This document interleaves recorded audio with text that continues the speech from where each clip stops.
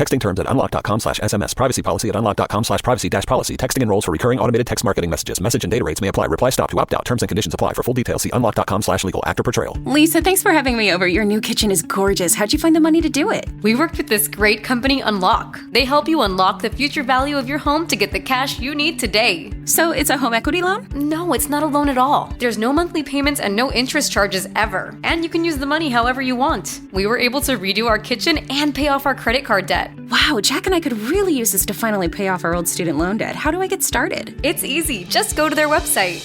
Text EQUITY to 865-865 to unlock the value in your home and get up to $500,000 in cash with no monthly payments and no interest ever. Pay off debt, improve your home, add to your retirement fund. It's up to you. Text EQUITY to 865-865. Text the word EQUITY to 865-865. Text EQUITY to 865-865 now.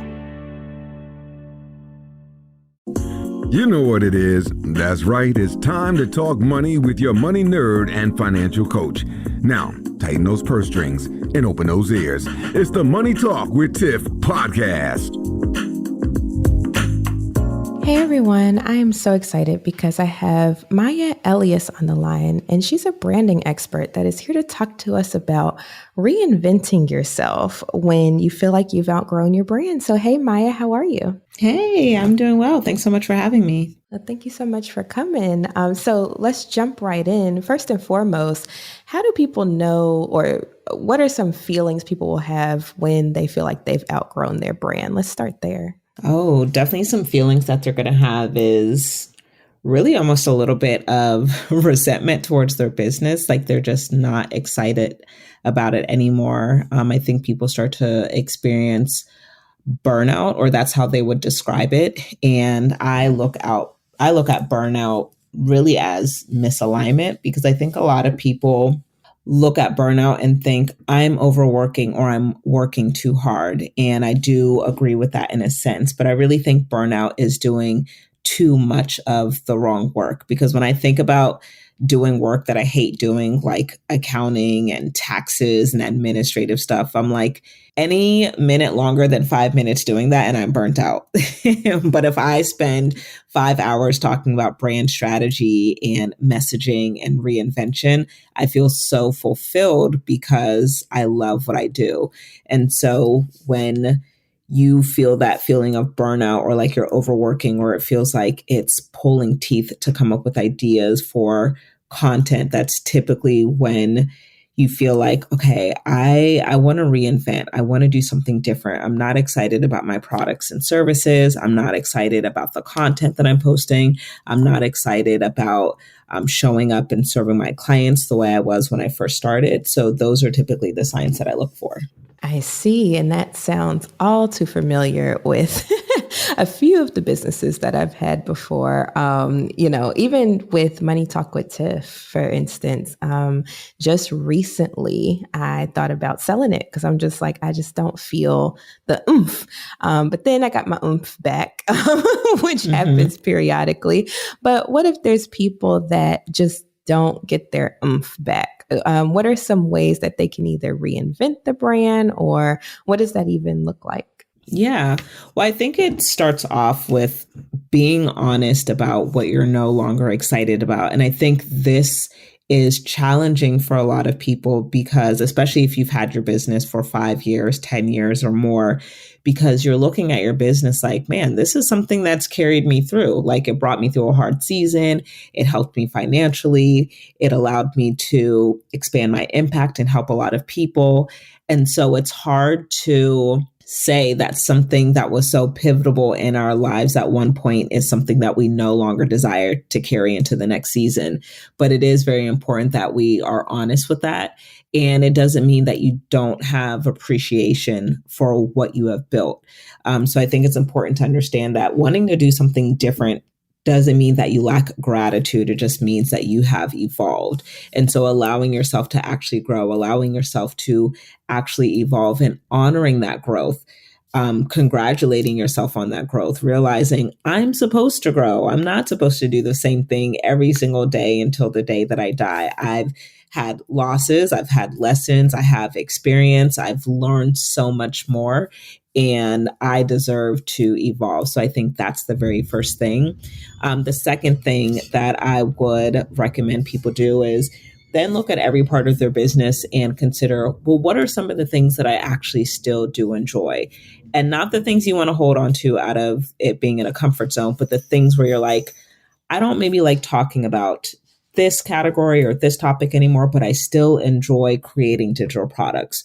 Or I don't like coaching anymore, but I still like talking about this niche. And so a lot of times when my clients are reinventing, we're taking a look at, are we making a pivot with your audience and your message, or are we making a pivot with your business model? And sometimes it's both, or sometimes it's one or the other. So we really have to take inventory of those things.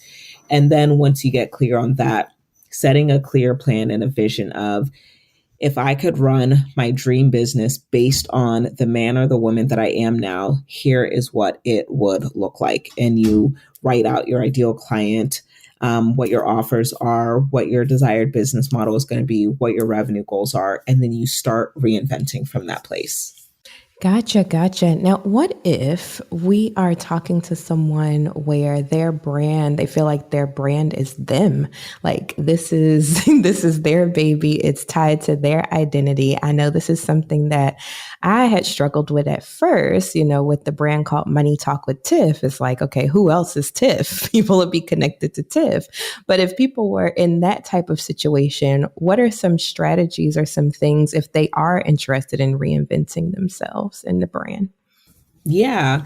I mean, if you feel like you're wanting to pull away from being the face of your business, there's a couple different options. You can reinvent with your business brand, right? So for example, I have obviously my Maya Elious brand, and then I have my Built to Impact brand, where I prioritize making that brand about our vision, our mission, and the community. And so thinking about, does it make sense to still use my name? Or you can still use your name, but you want to speak to your vision and your values, and then endorse people in your company who can also play a role or a face in your company. Maybe it's your customer support manager, your community manager, your social media manager. Who are other people that can show up to speak on behalf of you based on the company mission and vision, values, and message? Because when I went from solopreneur to being a CEO and having other people in my company, I was really nervous that my clients would feel, that they would feel some kind of way like, oh, well, we don't have direct access to Maya anymore. And I realized that once I built a culture and a community internally with my team, and then externally with my audience and my clients, that they didn't need to rely on me to get the feeling that they had when they had direct access to me. Yeah, that's a really good point, especially if you're a service provider like us. It's like, okay, but people are buying me, it feels like. But to your point, once you start running a team, and what I hear you say is delegate. Mm-hmm. Once you start delegating out some of your tasks, you can kind of get out of that. People are really buying the service. It doesn't necessarily have to come from you. And they're also buying the experience, if that's part of your proposition value. Your value proposition. Sorry. Yes. Yeah. Yes, absolutely. They're getting the service and they're getting the experience, but also they're looking for the outcome. And so what I think it's important, that me and my team communicate when people come in my programs. Like, I do run a lot of the coaching calls, but when I have junior coaches under me, it's important for them to know you will leave this program with the information and the tools that you need to have a 5-figure launch, or to reinvent your brand and to create a high ticket offer. You don't need Maya on the call. You need whoever is going to be on that call with the information Maya gave them for you to get the outcome. And so as long as you start shifting your messaging from going from access to me to I've created a blueprint for you to get a specific outcome, and you can get access to that blueprint, then that's when your clients become less reliant on you and more focused on getting the outcome that your blueprint provides. I absolutely love that. And if you think about it, that's exactly how like franchises are. So like, Yes, when you're going to a McDonald's or you're going to a Walmart or what have you, you know what you can expect. It doesn't have to be the CEO of the McDonald's or the Walmart. They probably wouldn't even know what to do, coming to help you.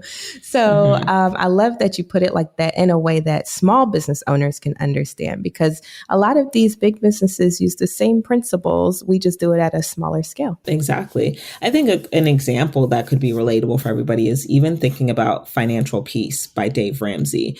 You know, that program and that curriculum is in a lot of churches where I imagine he, sells the license to, and people are trained to be able to teach financial peace, or he has a blueprint where they can, do workshops. Nobody is expecting Dave Ramsey to show up on a Wednesday night financial class at their church. It's like, but we know who Dave Ramsey is. And so part of building your personal brand is establishing the trust, but then also creating intellectual property that can be used worldwide without you physically having to be present. Yes, most definitely. And another thing I just wanted to share that I did, because my brand really used to be all about me. Like my pictures were everywhere, it was everything Tiffany. And one thing that I started doing after talking to like an online business valuation company, they were like, just start taking your face out of it. And so this is for people that have digital companies, so like online businesses. They were like, just start taking your face out of it. So now you only see my face on the about page. I'm not everywhere. So if somebody wanted to purchase my company, they could purchase all the content and stuff that I have without it necessarily being tied to me. So yes, I started thinking about that, not just for reinvention, but also exit strategy too, which we've talked about quite a bit on the podcast. So if people were interested in reinventing themselves and they're like, okay, Maya, I hear you. I feel like I'm there. What do you feel is their next step if they're like, okay, I don't know what to do now? Yeah, they feel like they're at a place of reinvention where they're like, okay, I decided what I hate. I got clear on what I want to do next. I would say the next step is deciding when you want to now reveal this new version of you. And I really feel like all of the behind the scene works. I tell my clients, evolution is inevitable, but reinvention is not. And so we are all evolving, we are all growing, and, we're making decisions behind the scene of who we want to be. But the reinvention is allowing the rest of the world to experience your evolution. So once you make all of those decisions behind the scene, get clear about, when do I want to reveal the new brand photos? When do I want to reveal the new offers? When do I want to reveal the new content and the new messaging? And so I would say be very intentional about a rollout or a series for your reinvention so people can start to get to know the new version of you. Gotcha. Now, curious minds have to know, have you ever seen a brand relaunch or a reinvention that didn't go well, or heard of one? Oh, yeah. I mean, I think there are so many examples, and I don't necessarily want to name drop. Let me see a company that I could name that I maybe don't have a relationship with. I think a good example would be Kim Kardashian. When she first launched Skims, it was not called Skims. It was called Kimono, which is very cultural. I think it's in Japan, the kimonos that the women wear. And they're like, girl, you're not about to trademark kimono. Like, you are not Japanese. You have no influence with this culture whatsoever. You have no tie to this culture whatsoever, besides the fact that you just happen to like the name and think that it's going to be cute for your brand. And so even after, they spent millions to make the product with the new branding. They did photo shoots and all of that. And she had to make a hard decision. Like, we don't want to go down like this. It's worth it to just chop it up as a loss, the millions that we've already invested in the branding. And she ended up renaming it to Skims, which I think was a much better fit and a much better name anyway. I believe it's a $1 billion brand at this point, or at least will be. But that was a clear example of that. And I think with reinvention and rebranding, some things to combat that is doing some market research, being able to read the room. So there's just a couple things that you can do to maybe combat that. But for the most part, I do feel like when you are really rooted in the version of you that you are now, and you are in alignment, that I've seen much more reinventions go well than I've seen them go bad. Gotcha. Yeah, I just had to ask that question because I'm like, I wonder if it just flopped. Like one time it just flopped, and it's like, well, maybe I should just go back to what I was doing. But anywho, and even the other example that I have, I'm not going to share the name, but the other example, it was a similar example where they were using a name that was tied to a culture, and so it wasn't that the reinvention flopped because nobody liked their product. It flopped because they were not culturally sensitive to what they named their brand. So I've seen a lot of reinventions go well if you change your business model, you change your colors, which I don't really think is a reinvention. I think it's a slight rebrand. I think reinvention and rebrand are completely different. But it's more so the ones that have flopped. It was a lot of cultural appropriation going on. Gotcha. So real quick, because I kind of like what you just said, where you said there's a difference between reinvention and rebranding. How would you describe that difference that you see?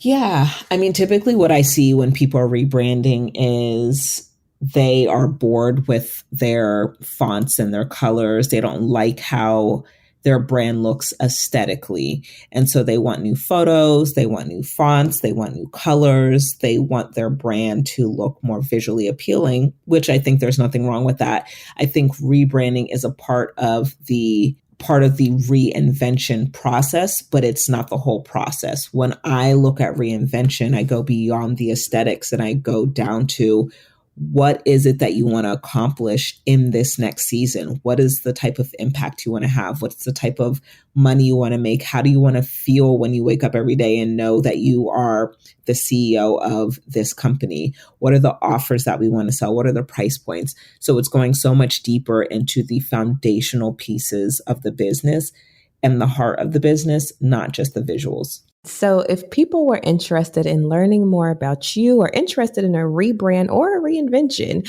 how could they find you? Yeah, so if you go to mayaelious.com/evolve, you can learn more about how you can reinvent. And if you want to work with me and my team to help you through your reinvention process, I would love to work with you. I think reinventing is what smart CEOs do. And I think the CEOs who play scared, they're fearful, they are drowning in imposter syndrome, that is when their business starts to go downhill because they're not operating in alignment. So go to mayaelious.com/evolve and we can send you more information. Thank you so much, Maya, for coming on the show today. And I'll make sure I have all of those links in the show notes. So definitely check that out. I appreciate you coming on and thank you so much for joining us. Thanks so much for having me. All right. Bye. Thank you for listening, joining, and being a part of the Money Talk with Tiff podcast this week. You can check Tiff out every Thursday for a new Money Talk podcast. But if you just can't wait until next week, you can listen to previous podcast episodes at moneytalkwitht.com or follow Tiff on all social media platforms at Money Talk with T. Until next time, spend wise by spending less than you make. A word to the money wise is always sufficient.